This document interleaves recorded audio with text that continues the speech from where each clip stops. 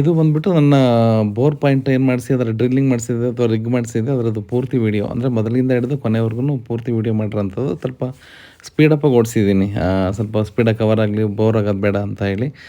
ಸ್ನೇಹಿತರೆ ನಮಸ್ತೆ, ನಾನು ಈಶ್ವರನ್ ಪಿ ತೀರ್ಥ ಮಾತಾಡ್ತಿರೋದು. ನಿಮಗೆಲ್ಲ ಗೊತ್ತಿದೆ, ಚಿತ್ರದುರ್ಗ ಜಮೀನಲ್ಲಿ ನನ್ನ 2 ಬೋರ್ಗಳ ಪಾಯಿಂಟು 250 ಅಡಿ ಇತ್ತು. 250ರಿಂದ 268 ಅಡಿವರೆಗೂ ಇತ್ತು. ಅದರಲ್ಲಿ ಒಂದು ಪಾಯಿಂಟು ಪೂರ್ತಿ ಬಿಫೋರ್ ಲಾಸ್ಟ್ ಮಂತ್ ಅದು ಪೂರ್ತಿ ನಿಂತೋಯ್ತು, ಡ್ರೈ ಆಗೋಯ್ತು. ಇನ್ನೊಂದು ಏನು ನಾವು ಸೋಲಾರ್ಗೆ ವ್ಯವಸ್ಥೆ ಮಾಡಿಕೊಟ್ಟಿದ್ವಿ, 10 HP ಮೋಟ್ರ್ ಓಡ್ತಾ ಇತ್ತು ಅದರಲ್ಲಿ ನಿರಂತರವಾಗಿ. ಅದು ಸಹ ಕೇವಲ ಒಂದು ಅರ್ಧ ಇಂಚ್ ನೀರು ಮಾತ್ರ ಬರ್ತಾ ಇತ್ತು. ಇಲ್ಲ, ಬೋರ್ಗಳು ಮಾಡಿಸ್ಲೇಬೇಕು ಈಗ ಅನಿವಾರ್ಯ. ಯಾಕಂದರೆ ಸುಮಾರಷ್ಟು ಗಿಡಗಳೊಂದು 3,000-4,000 ಸಾವಿರ ಗಿಡಗಳನ್ನ ಹಾಕಿದ್ದೀವಿ, ಬೇರೆ ಬೇರೆ ಜಾತಿಯ ಗಿಡಗಳನ್ನ ಹಾಕಿದ್ದೀವಿ. ಅಡಿಕೆ ಮರ 1,000 ಗಿಡಗಳನ್ನ ಹಾಕಿದ್ದೀವಿ. ಮತ್ತು ಬೋರ್ಗಳು ಬೇಕೇ ಬೇಕು ನಾವು ನೀರು ತುಂಬಿಸ್ಕೊಳ್ಲಿಕ್ಕೆ ಅಂತಂದಾಗ ಬೇರೆ ಬೇರೆ ಸಾಂಪ್ರದಾಯಿಕ ರೀತಿಯಲ್ಲಿ ನಾವು ಪ್ರಯತ್ನ ಪಟ್ಟಿದ್ದು ಆಯಿತು. ಆಮೇಲೆ ಕೊನೆಗೆ ಬೇಡ, ಏಕೆ ಆಧುನಿಕತೆ ಕಡೆಗೆ ನಾವು ಮುಖ ಮಾಡಬಾರ್ದು ಅಂತ ಹೇಳಿ ಬೆಂಗಳೂರಿನ ಸಿದ್ದಾನಿ ಎಂಟರ್ಪ್ರೈಸಸ್ನವ್ರಿಗೆ ನಾವು ಕಾಂಟ್ಯಾಕ್ಟ್ ಮಾಡಿದ್ವಿ, ಹರೀಶ್ ಸರ್ ಅವ್ರಿಗೆ. ಅವ್ರು ನಮಗೆ ರವಿ ಸರ್ ಅನ್ನೋರನ್ನ ಕಳಿಸ್ಕೊಟ್ರು. ಅವ್ರು ಬಂದ್ಬಿಟ್ಟು ಉತ್ತಮವಾದ ಪಾಯಿಂಟ್ಗಳು ಮಾಡಿದರು. 4 ಪಾಯಿಂಟ್ಗಳು ಮಾಡಿದರು. 4 ಪಾಯಿಂಟ್ಗಳಲ್ಲಿ 2 ಪಾಯಿಂಟ್ಗಳನ್ನ ಅವ್ರು ನೀವು ಪಾಯಿಂಟ್ ಮಾಡಿ ಅಂತೇಳಿ ಕೊಟ್ಟರು. ನೋಡ್ತಾ ಇರ್ಬೋದು, ಆ ಪಾಯಿಂಟ್ ಬೋರ್ ಲಾರಿಗೆ ಬಂದಿದ್ದಾಯಿತು. ನಮ್ಮ ಪ್ರವೀಣ್ ರೆಡ್ಡಿ ಅವ್ರನ್ನ ಕಾಂಟ್ಯಾಕ್ಟ್ ಮಾಡಿದ್ದಾಯಿತು, ಬುರ್ಜನರಪ್ಪ. ಅವ್ರು ಲಾರಿನ ಕಳಿಸ್ಕೊಟ್ಟಿದ್ದಾಯಿತು. ನಮ್ಮ ಮಗ ಕರಣ್ ಮತ್ತು ನಮ್ಮ ಪಕ್ಕದೊಳಗಿರೋ ಮಂಜಣ್ಣ ಇಬ್ಬರು ಸೇರ್ಕೊಂಡು ಪೂಜೆ ಮಾಡ್ತಾರೆ. ಅದ್ಭುತವಾದ ಪೂಜೆ ಮಾಡಿದರು. ಜೊತೆ ನನ್ನ ಮಗ ನಮ್ಮ ತಾಯಿಯವ್ರು ಮಾಡಿಕೊಟ್ಟಂಥ ಮೊಸರನ್ನದ ಚರಗ ಏನಿತ್ತಲ್ಲ, ಅದನ್ನು ಇಡೀ ಭೂಮಿಗೆ ಹಾಕೊತ ಬಂದ, ಭೂಮಿಗೆ ಶಾಂತಿ ಆಗಲಿ ಅಂತ ಹೇಳಿ. ಅದರ ನಿರ್ದಿಷ್ಟ ಕಾರಣ ಇಷ್ಟೇ, ಜೈವಿಕ ಚಟುವಟಿಕೆ ಪ್ರಾರಂಭ ಆಗಲಿ ಅನ್ನೋ ಒಂದು ಉದ್ದೇಶಕ್ಕೋಸ್ಕರ ನಾವು ಚರಗನ್ನ ಹಾಕ್ತೀವಿ ನಾವೆಲ್ಲ ಕಡೆನೂ. ಹಾಗಾಗಿ ಚರಗ ಹಾಕಿದ ನಂತರ ಬೋರ್ ಶುರು ಆಯಿತು.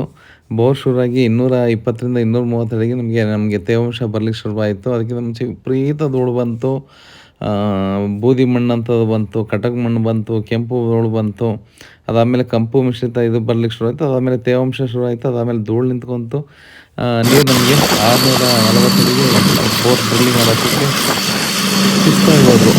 ಕಾರಣ ಡ್ರಿಲ್ಲಿಂಗ್ ಹಿಡಿತಾ ಇಲ್ಲ, ಹಿಡಿತಾ ಇಲ್ಲ ಕೆಳಗಡೆ. ದಯವಿಟ್ಟು ಕಾಣಿಸಿಲ್ಲ ಆಗುತ್ತೆ ಮತ್ತು ಎಷ್ಟೇ ಇರಲಿ ನಮಗೆ ಮತ್ತೆ ರೀಬೋರ್ ಬೇಕು ಅಂದರೆ ನಾವೇ ಮಾಡ್ಕೊಡ್ತೀವಿ, ನಮ್ಗೆ ಇದು ಮಾಡ್ಕೋಬೇಡಿ, ಬೇಜಾರು ಮಾಡ್ಕೋಬೇಡಿ ಅಂತ ಹೇಳಿ ನಮಗೆ ಅವರು 640 ಅಡಿಗೆ ಅದನ್ನು ಮೊದಲನೇ ಪಾಯಿಂಟನ್ನು ಇದು ಮಾಡಿದರು. ಅದಾದಮೇಲೆ ನಾವು 2ನೇ ಪಾಯಿಂಟ್ ಕಡೆಗೆ ಹೋದ್ವಿ. ಏನು ನಮ್ಮ ಜಮೀನಿನ ಆಗ್ನೇಯ ದಿಕ್ಕಿನ ಕಡೆಯಲ್ಲಿತ್ತು, ಆ ಜಾಗಕ್ಕೆ ಹೋಗಿದ್ದು. ಅದು ತುಂಬ ಒಳ್ಳೆಯ ಪಾಯಿಂಟು, ನೀವು ಅದನ್ನು ಮಾಡಿಸ್ಲೇಬೇಕು ಅಂತ ಹೇಳಿ ನಮಗೆ ಸಿದ್ದಾನಿ ಎಂಟರ್ಪ್ರೈಸಸ್ನ ರವಿಯವರು ಹೇಳಿದರು.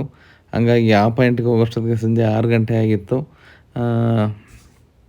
6 ಗಂಟೆ ಆದ ನಂತರ ಇದು ನೋಡ್ತಾ ಇರ್ಬೋದು, ನೀರು ನಿಮಗೆ ಮೊದಲನೇ ಬೋರಿಂದ ನೀರು ಏನು ಹೊರಡೆ ಬರುತ್ತಲ್ಲ ಅದು ನಿಂತಂಥ ನೀರು.